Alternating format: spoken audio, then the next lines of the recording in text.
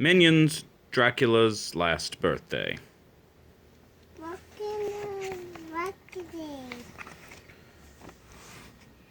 Minions have roamed the earth since the beginning of time. Before there was Gru, before there were evil gadgets to invent, before there were supervillains who wanted to take over the world, there were minions. Ever since the very first minion crawled out of the ocean and onto dry land, these little yellow creatures have been searching for one thing, the most terrible, wicked, despicable master they could find. The minions lived to serve. They had no trouble tracking down the biggest, baddest dinosaur, or helping a wicked pharaoh erect a pyramid. But even though they just wanted to help, something always went wrong.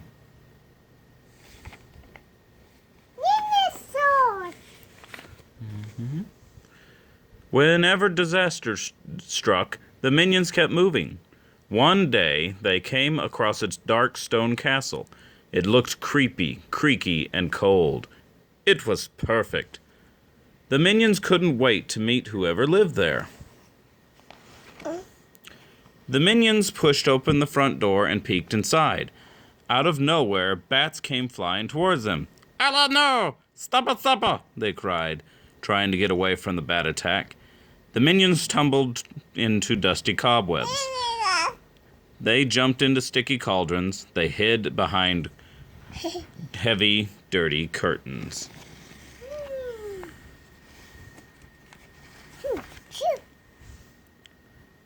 When the bats finally left, the minions came out of their hiding spot and looked around. At the end of the long, dark hallway was a spooky wooden coffin. "Oh," they said. One of the minions walked up to the coffin. He knocked on the lid. It burst wide open. Dracula was inside. "Welcome to my castle," the evil vampire bellowed. "See," cried the minions. They couldn't believe it. They had found their new master. "Big boss, big boss, big boss," they cheered.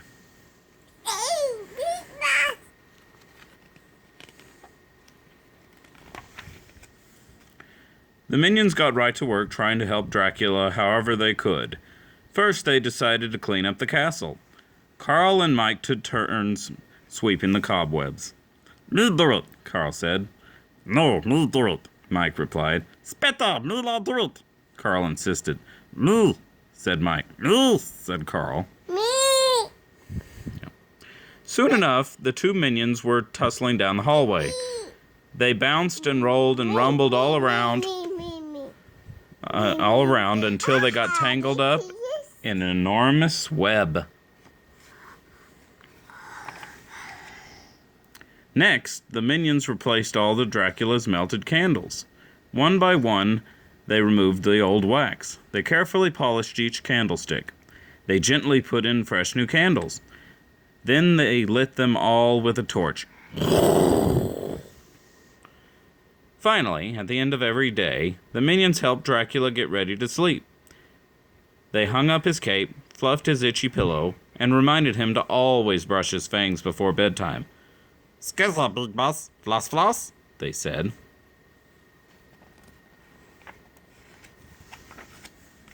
Over time, Dracula came to rely on the minions and think of them as friends. He even let them in on a secret.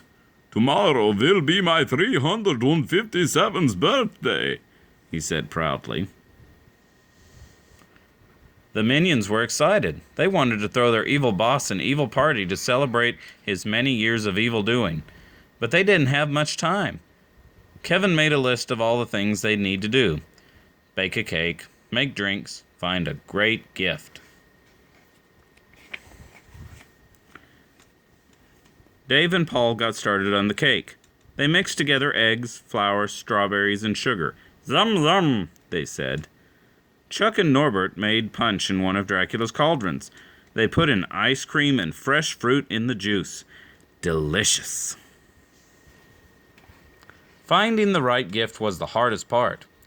What does a minion get for the villain who has it all?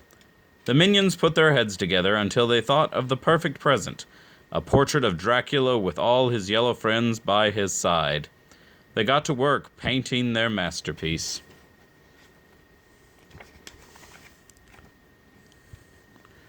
Finally, it was time. The big day had arrived. Dave and Paul led Dracula to the ballroom, where the party was just getting started. Surprise! The minions yelled. Yeah.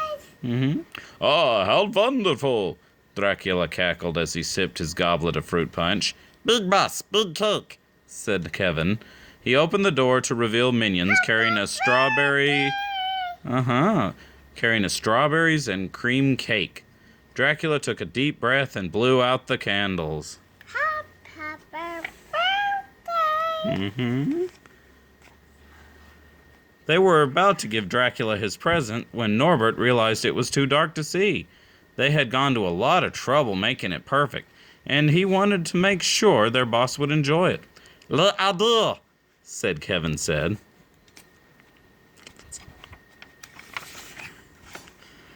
The minions grabbed the curtains and pulled them apart. Sunlight poured in onto their painting. "Partout, big boss," the minions cooed, admiring their work of art. Dracula didn't reply. "Big boss?" they said. Big boss? Dracula did not say a word. The minions turned around. Where Dracula had been sitting, there was now a big pile of ashes. The minions forgot about the vampire's biggest weakness, sunlight. "Uh-oh," said Stuart, slapping his forehead. "Not again." Not again? Yeah. Not again? Another evil boss, another minion accident. The little yellow creatures sighed and moved on. Soon they found another perfect despicable master and a French captain. At least, that is, until they messed it up again. Oops. Oh. The end.